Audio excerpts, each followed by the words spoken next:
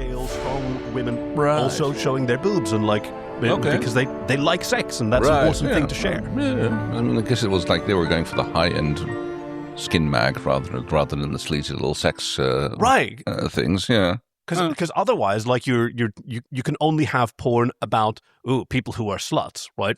Girls, dudes, whatever. Exactly. Yeah, which is totally fun. Sluts are awesome.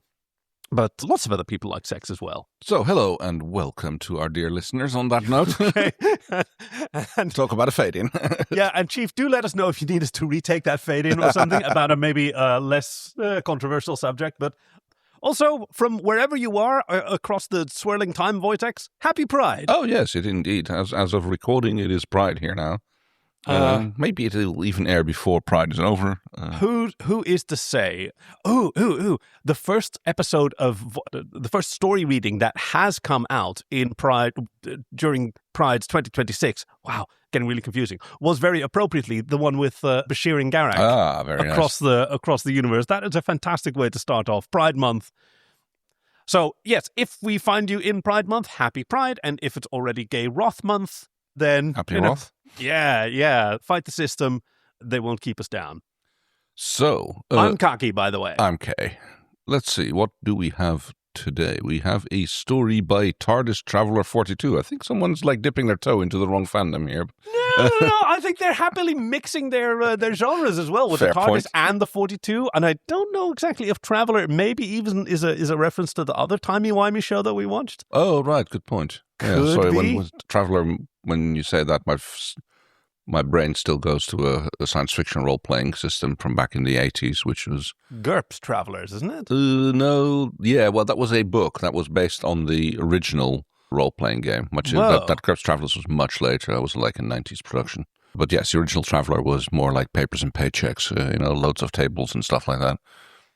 Well, we sometimes forget that role-playing games, tabletop role-playing games, as we know them, they started out as war games. Right, yes. Right, I think both Warhammer and Dungeons and Dragons both evolved from similar kind of pen and paper and models on the table. Well, rulers. Warhammer still is a war game. Yeah, exactly. And Dungeons and Dragons was someone who wanted a more fantasy-like approach and rather with individual characters rather than whole armies. Yeah. I remember reading the origins with Gary Gygax, and that initially it was just a war game, but with Tolkien, copyright infringement. And then came the idea to actually do a player character with personality. Right. And then... It's probably because people started role-playing their characters rather than, spontaneously, rather than... If I ever get access to a TARDIS, like TARDIS Traveller 42, I want to... There's a few moments I want to see. Like the moment that Gary Gygax first did a voice or heard it and realized, whoa, this is going to be the future. And it was. And also the first time that an Irish musician of the Irish musical tradition heard a guitar. And when that's for me. Yeah, sure. I can see how that would work. So, To Break in a Glove by TARDISTraveller42. Oh, and this is a Star Trek podcast, by the way. Sorry. Yes. Sorry. Yeah. The Chief has selected for us a brand new story from the archive of our own, a treasure trove that, especially in Pride Month, we should appreciate and maybe donate to. Let me see. This for general audiences. Phew. Star Trek The Next Generation. I'm seeing Data and Jean-Luc Picard, William Riker and Jean-Luc Picard. Interesting. Okay. Picard spends some fatherly bonding time with the three members of his crew that need a father figure the most. Will, Wesley, and Data. Whoa. Can Game of Catch on the holodeck bring out the father in Jean-Luc Picard?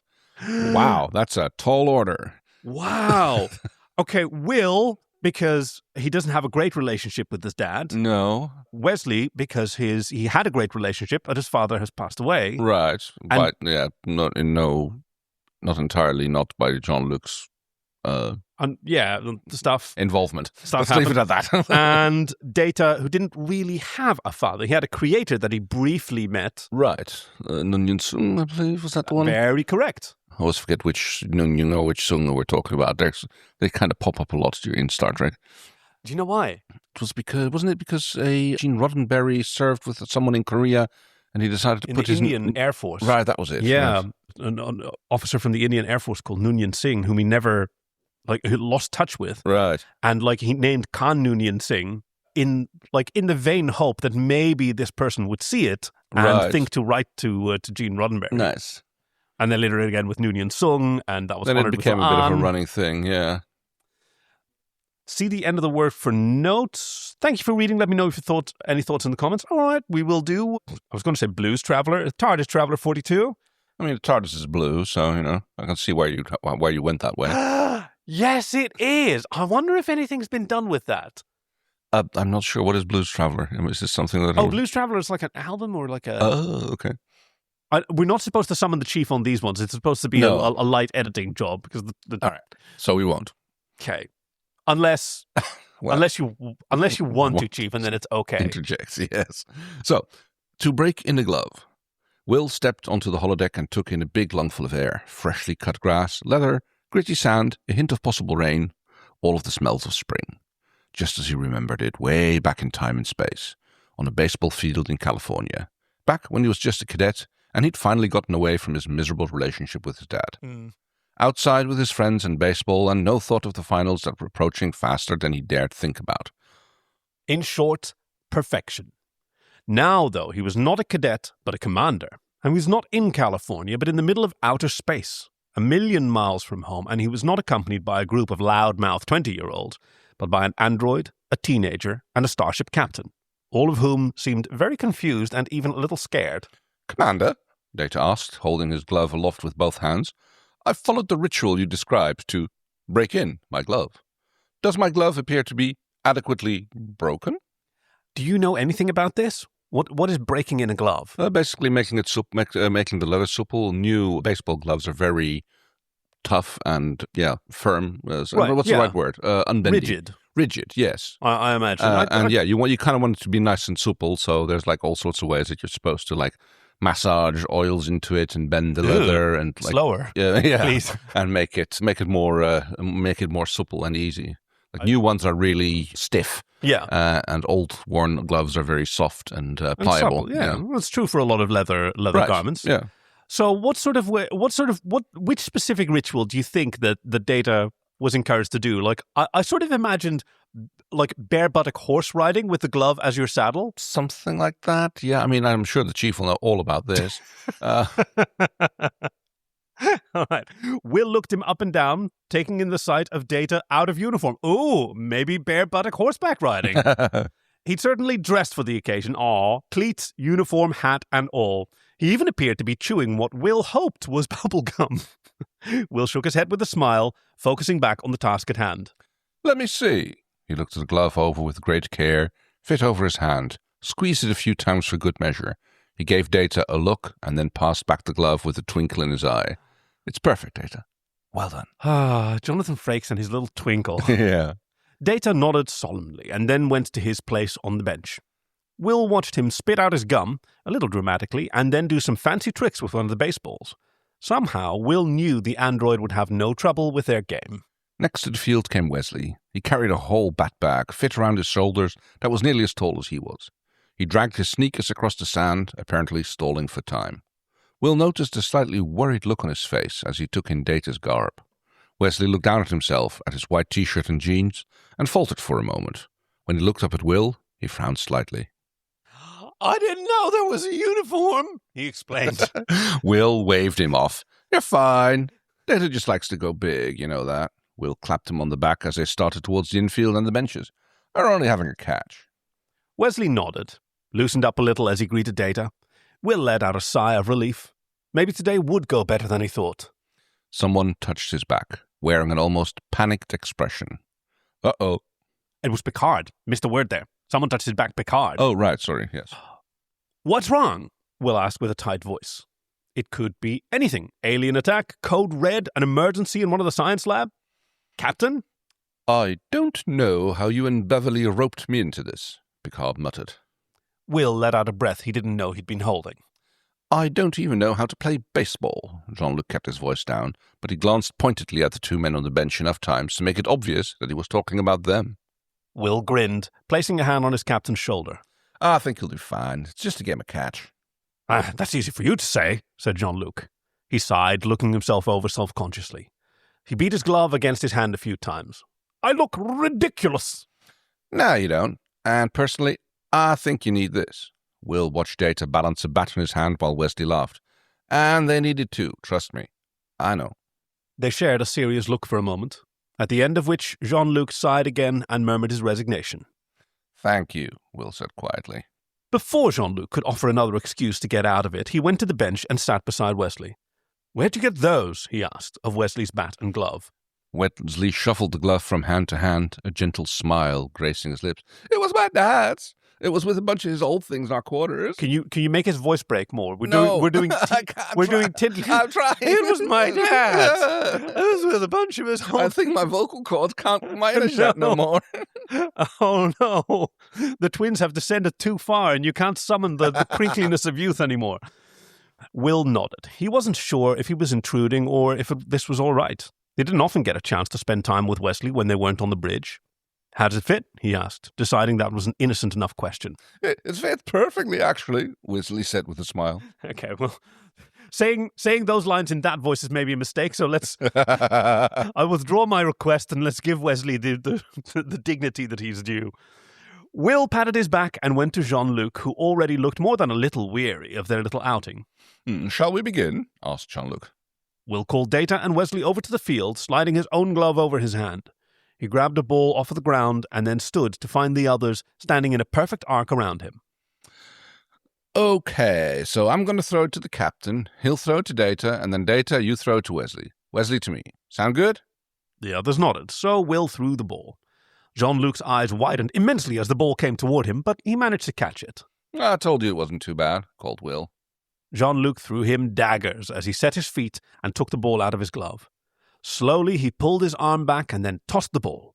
Only he let go a little early and the ball went higher than it did farther. It started downward about 10 feet in front of where Data had been standing, but the android ran to catch it anyway. As Data took the ball out of his glove, he looked right at the captain. I believe that if you release the ball later, you will... Yes, thank you, Mr. Data, Picard said through his teeth. Data nodded and turned to Wesley, releasing the ball without a second's delay. It soared through the air and collided with Wesley's glove with an enormous, echoing, clapping sound. Somehow I knew that would be the case. Oh, did you see that... Randall Munro of XKCD fame, in his side blog, What If, was asked the question, what would happen if someone hit a baseball at light speed? Yes. And it was fascinating. It was so actually explosive. I think it was one that he lifted from his original run and put it into the What If into the What If book, I think. Oh, the Thing Explainer. No. There's a specific What If book as well, I think, and they've turned that into YouTube shorts, or not even shorts, but just little episodes right now, slightly, so somewhat animated and narrated. But yes, it's like basically it's a fusion bomb going off. Yeah, and you don't even have to wait for the ball to hit the bat because the ball hitting air molecules while it's moving at light speed. The bat is not there anymore by the time the ball gets there. Yeah, it's already everything just moves on. Yeah, but also the idea that like if the baseball doesn't disintegrate immediately, let's imagine that it's hard enough, then what you'll have is it's punching a baseball diameter column of air and earth like out of the earth because it just doesn't have time to move to the side. It's just pushing that in front of it, and that collapses. There is an old science fiction book. I can't remember by whom. It's probably going to be a Clark or a Niven or somewhere in that region where there's like some interplanetary fighting going on, and it's still no FTL. One of the tactics is you accelerate your ships towards your opponent's planet until you almost hit light speed, and you chuck a couple of buckets full of ball bearings out of the airlock, and then you veer off course, and you let the ball bearings do their thing as they slam into the planet at near light speed. Yeah. Yikes. So. All right.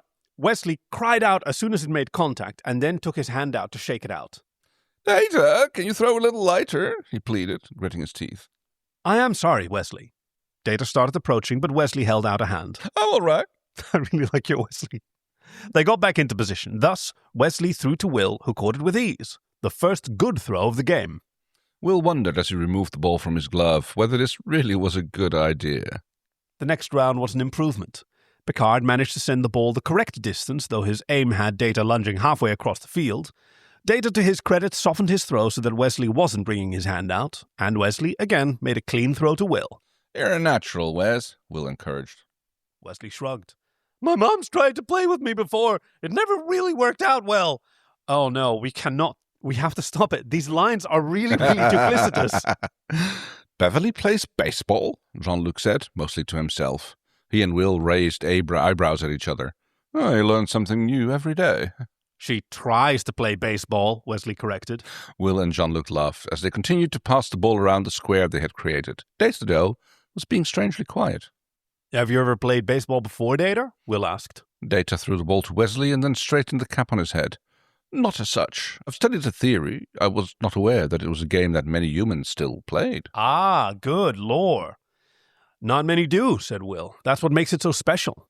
It's an old tradition. I have read that in olden times it was mostly a game fathers taught to their sons, said Data. Is this still true? The words hit Will somewhere in his chest.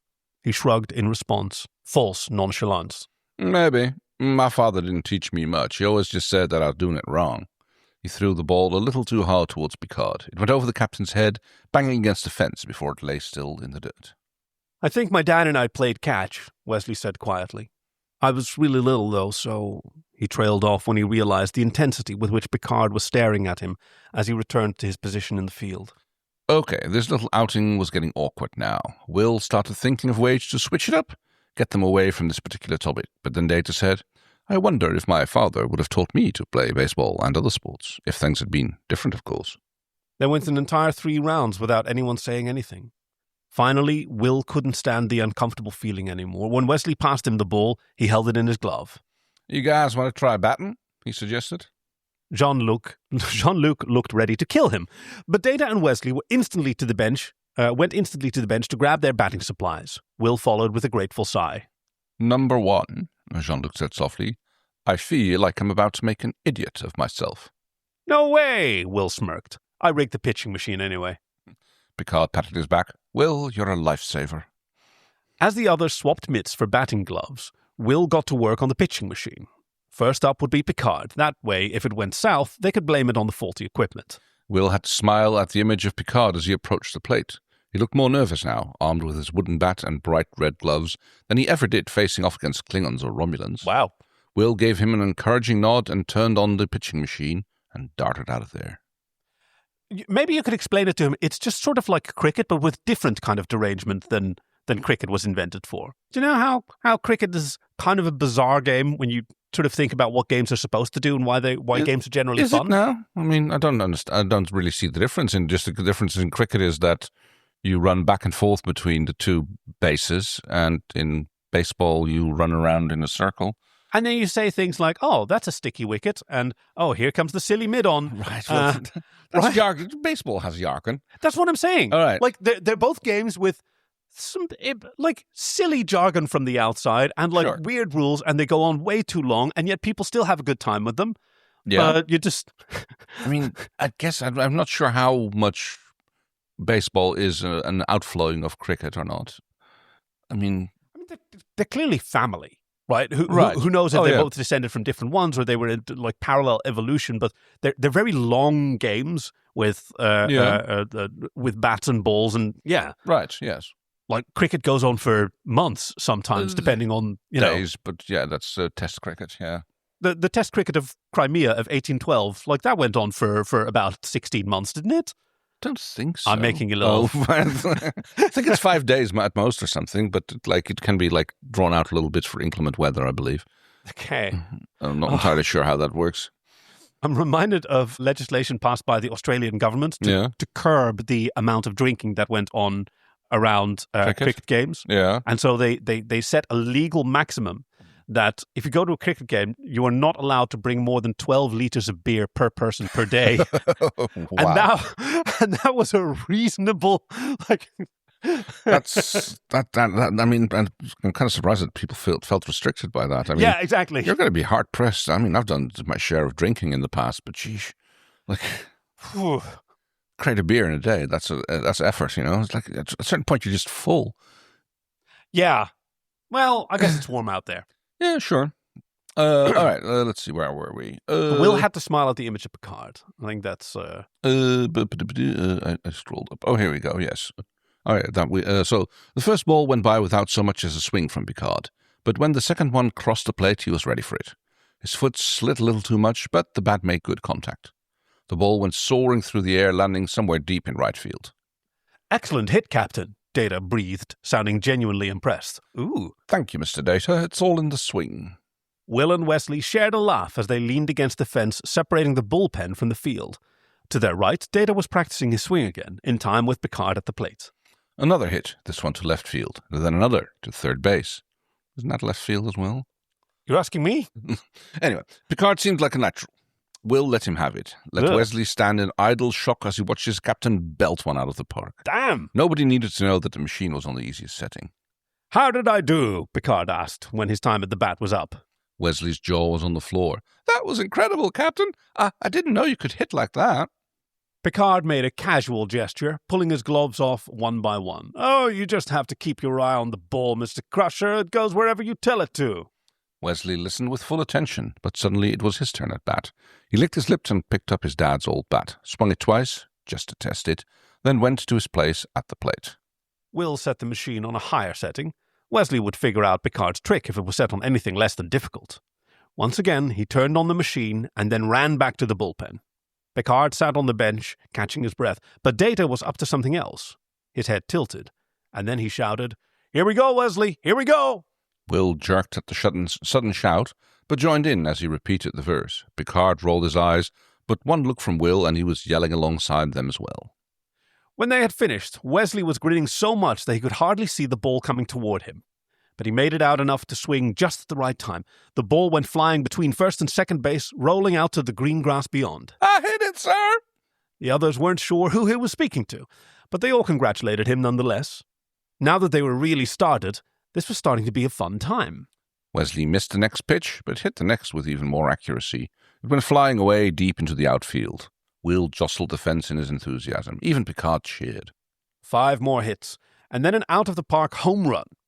In all, Wesley only missed 3, and those he could blame on the distraction from his teammates.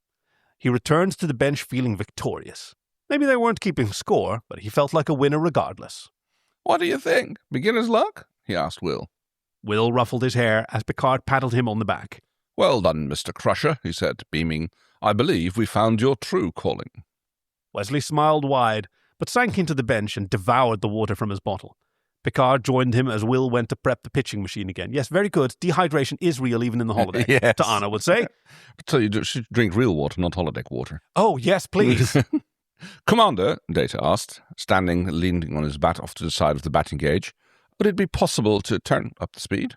Will raised his eyebrows, but turned up the dial. No problem. Tell me when. He turned up the dial a tick higher. A ball flew out and crashed into the back of the cage. Data frowned, still standing off to the side. Continue to increase the speed, geez. Data said. Will turned it up higher, then to the max. Data frowned. Computer, he ordered, please increase the speed of the pitching machine to a level at which I found difficulty. Oh, no. Disengaging safety. Suddenly Moriarty appears. Yeah. Will sprinted off the field as one ball tore out of the machine at a speed that nearly upended it. He practically dove into the safety of the dugout before glancing back. Data was smiling now, standing ready at bat. Data smiling is always scary. Yeah. Data, is that safe? He asked over the whir of the overworked pitching machine. Data elected to ignore him, swinging at the next pitch so quickly that Will's eyes could hardly watch. The ball flew to the outfield. Nice hit, Data, Wesley cheered. Thank you, Wesley. Another ball flew to the outfield before Will had even seen it come out of the machine. And they seemed to be coming faster, flying out to meet Data's bat every other second. Computer, Will started. Suddenly the machine really picked up. It sent 3 baseballs at once, flying toward home plate. Data managed to hit one somehow. It rolled toward first base, then the machine whirred louder and faster. The machine groaned, its feet hardly holding it, and suddenly the feet collapsed, just as the ball was exiting, speeding towards home plate. The motion sent the ball off course, and before he could react, the ball pelted straight into Data's head. He dropped to the ground. Data! All the 3 of the other men shouted. Over the commotion, Will ordered the computer to power down the machine. Gratefully, it did as it was told, but not before one last pathetic whir of the upended pitching machine sent the ball rolling dumbly toward third base. Wesley was the first to reach Data, but he didn't know what to do, so he stood off to the side and stared at him from the safety of the fence. Luckily, Picard arrived next and had a little bit more sense in him. He knelt on the hard sand beside Data and took hold of his shoulders. Will knelt beside him, peering over his shoulder at Data. He was laid on his back, eyes a little vacant. It was obvious where the ball had hit. About an inch of bioplast on his forehead was chipped clean off, revealing grey metal and a dancing display of lights. Data, Picard repeated, shaking the man's shoulders. Data! Data shook his head, only to furrow his brows in response to the movement. Slowly his fingers prodded the injured area. I seem to be experiencing dizziness, Data said slowly. His words were just a little less crisp than usual. Will tapped his comm badge with a sigh. Geordi, can you meet us on Holodeck 3? Data was hit by a pitch. I think he's got a head injury. On my way, Commander. Wesley suddenly realized he was holding his glove and placed it under Data's head as a support. Is that more comfortable? He asked, in a small voice that reminded Will just how young the ensign was. Very appropriate there. Data nodded, closing his eyes. Yes, thank you, Wesley. Picard shook his shoulders again. Data, stay awake, at least until Geordi is here. He licked his lips and then seemed to think of something. Data, can you tell me how many fingers I'm holding up? Data stared at his hand for a long time, then drawled out, Captain, you have always had 6 fingers. Have you always had 6 fingers on your right hand? That's bad news. Whoops. Picard sighed, sharing a look with Will. Across from them, Wesley looked more worried than they did. Jaw set, eyes staring unblinkingly at Data's shifting irises. Is he going to be okay? He asked quietly. Picard smiled at the young ensign, though it made him a bit uneasy to see Data in such a state. He'll be fine. I've had my share of concussions in my time. They're not nearly as dangerous as they used to be. You don't know about positronic brains, but yeah, you'd think bro. Yeah. Wesley breathed out. With that reassurance, he seemed more comfortable. He shifted closer to Data and patted his shoulder in that awkward way only teenagers can. You're going to be fine, he repeated to Data. Will and Picard shared another look, this time a proud smile. Behind them, the entrance to the holodeck opened. Geordi was by Data's side within seconds, settling next to Wesley. He ran his tricorder over Data's head and frowned at the results. Data, I didn't even know you could get a concussion, he admonished. It's like you're trying to give me more work. Data smiled apologetically, shifting his focus to a spot somewhere behind Geordi's head. Sorry, Geordi. Geordi chuckled, letting out the nerves that he had carried here.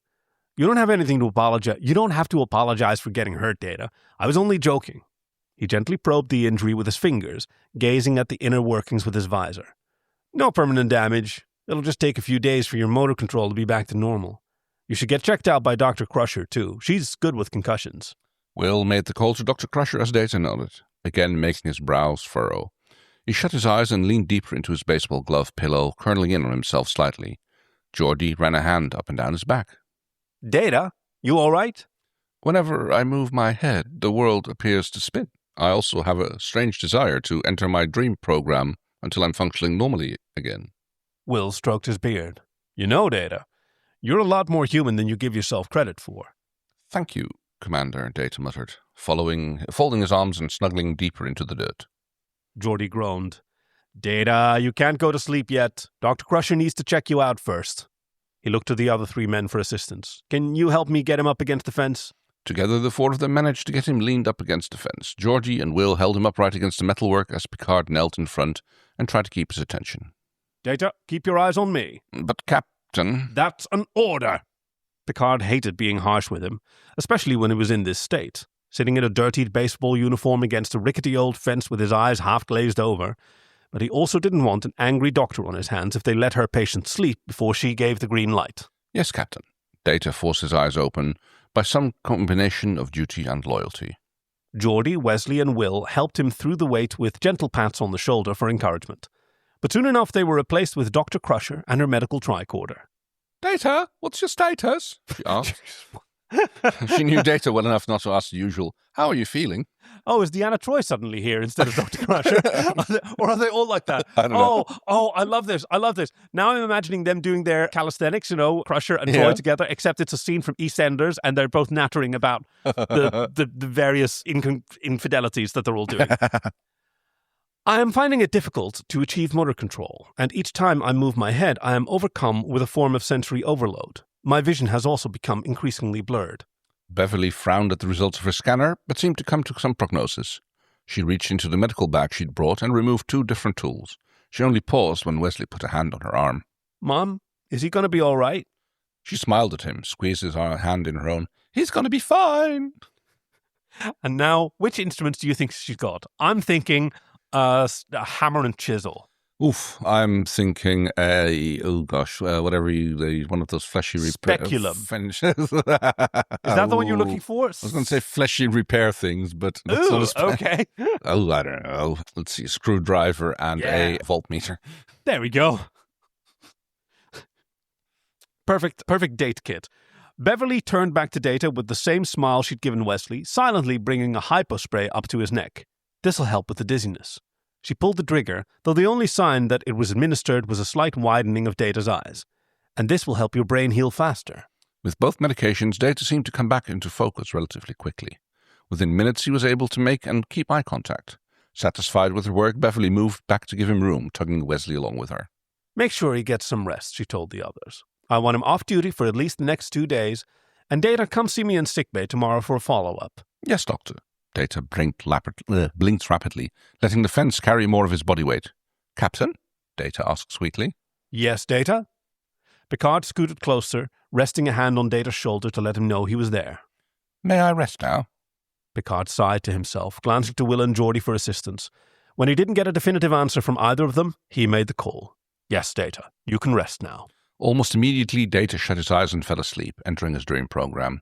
His breath evened out, and he fell deep into a relaxed state, laying halfway against a ragged fence and halfway on the dirty sand of the baseball field. Picard shook his head with a smile and tapped his comm badge. Mr. Worf, I think we're going to need your help transporting Data to his quarters.